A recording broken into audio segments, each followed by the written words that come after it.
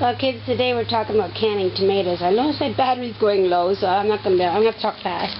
If you got friends who are farmers, pray for them, for God to bless their harvest, because if they're friends, they'll often share with you, like my friends. Pick out the best of the crop and put it in baskets and share with someone else. It's like pushing the blessing forward. And if you bless your neighbors, you're obeying God and He'll bless you. So here's the steps to doing down tomato juice. You hose off all the garden mud as much as you can. And then after you get it hosed off, you're going to dump these into a sink. And my husband made me an outside sink. So, I'll show you where I dumped them. I dumped them in a sink, and I pick through them. And I cut off all the husks, like these green things. And I cut off any spoiled spots that I don't like. And then, so you chop up the tomatoes that you've washed, and you put them in this contraption. My husband hooked up a carburetor. And it's going to grind it all up, put it in this bucket, and go back in the garden. So we're recycling.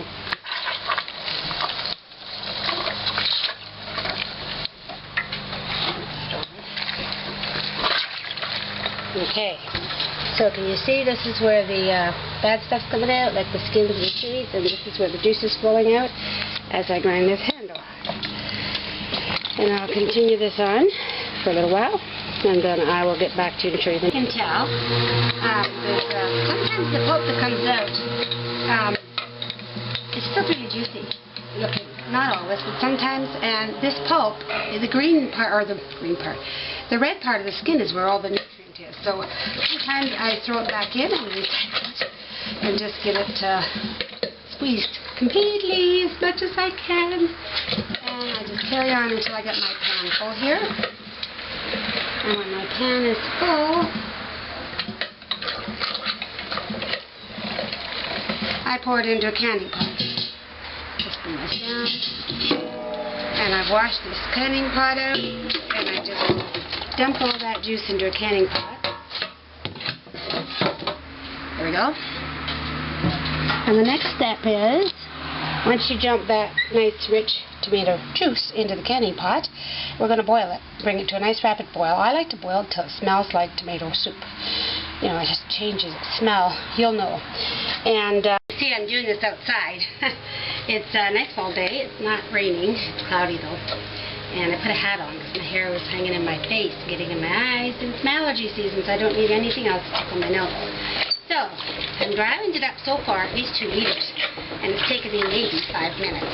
I probably could do a whole bushel in an hour. That's washing and cutting and grinding and boiling and bottling. So, when I get into the boiling and bottling stage, I'll take you in my kitchen and we'll see if I can do that. I've already got the jars in the dishwasher and the caps on high in the heat. Washed and sterilized, ready to go and be filled. Well, it's keeping interest. Well, the hot jars are all lined up on the table, big and small, with their lids all sterilized and ready to go. I ended up with 3 big pots. This one I put on first. You see the color's changing. It's got a little oranger color to it. And this is the one I started second. It's really red. And this one's in the slow cooker on high, and I'm not going to be able to can it with the slow cooker because it doesn't get hot enough. But I'll transfer that into this pot when I'm done bottling this one. So stir them periodically so they don't scorch, and take your skimmer and skim some of the foam off the top. But they don't smell like tomato soup yet, so they still have to cook for a while. The sun's decided to come out. Now it's time to scrub down and clean up, and as you can see in here, here's all the scraps. Here's all the seed and pulp. Now, I'm going to take, scraps, I'm going to take a bunch of those seeds and I'm going to wash them and dry them because as I saw, they were wonderful tomatoes. And that's what I'm going to plant for next year's crop. So now it's time to clean up and hose down. And then I'm going to mulch all this down with the... So I've now pulled the plug on the carburetor, and you can see it just goes down in there. It comes out here. It's like a in the bucket, and I have my red plunger that I plunged with my finger off.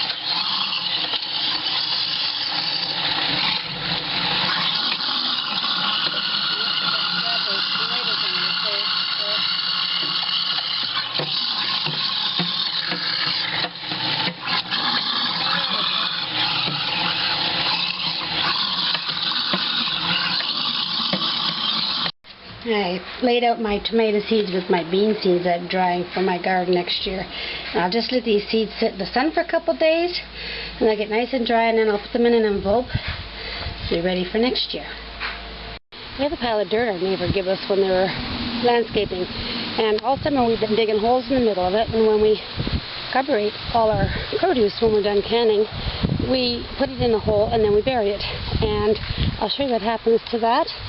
This is last year's pile of dirt, and we took a lot off it in the spring so that we could, feed and furnish our flower bed and our garden. But some of the seeds survived the carburetor, and now we let it grow, and we ended up getting amazing zucchini. I actually planted zucchini on the back and they didn't produce, but this one I've been picking zucchini all summer, and some squash, and tomatoes. Most of the tomatoes that I canned earlier grew up out of this patch. Just, blessing me with the produce of the earth that come back naturally. And over here you can see some squash growing, and cucumbers came up. And that was just the remains of last year's compost pile that we didn't need to use. Just grew like crazy, so it's feeding us. We feed it, it feeds us. Isn't that wonderful?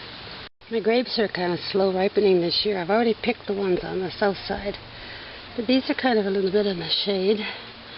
They're starting to come. I was hoping to get some before the coons do. I've already canned about 12 or so jars. It's not bad for a grape roots in the backyard. Now, I don't know if you can tell, this is starting to really foam up. See, this one's just beginning to foam up. Well, got them all in the jars, and I had some juice left, but I ran out of jars. I did some in large jars for juice to drink, and some in small jars when I want to add them to my pasta sauces. And so I'll wait for these to cool. Many of them already popped. Make sure you wipe around the tops of these jars before you put these hot. I had some leftover juice, so I decided to throw together some pasta sauce. And while I was waiting for the pasta sauce to cook, I decided to take the raspberries and blackberries out of the garden and do some raspberry blackberry preserves. And this is not a jam, it's just conserve, and this is of course all those wonderful jars of tomato juice we did today, and I'm sorry you didn't see me seal them. I didn't realize the camera had gone off. But anyways, my cupboard's full and I'm just about out of jars. And my husband's home, so till next time you tune in, and you're going to do apple juice. We're going to mulch apples and do apple juice, wild apples that we're going to pick out on the side of the road tonight.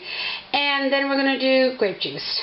So stay tuned and check in and we'll see you next time. Bye.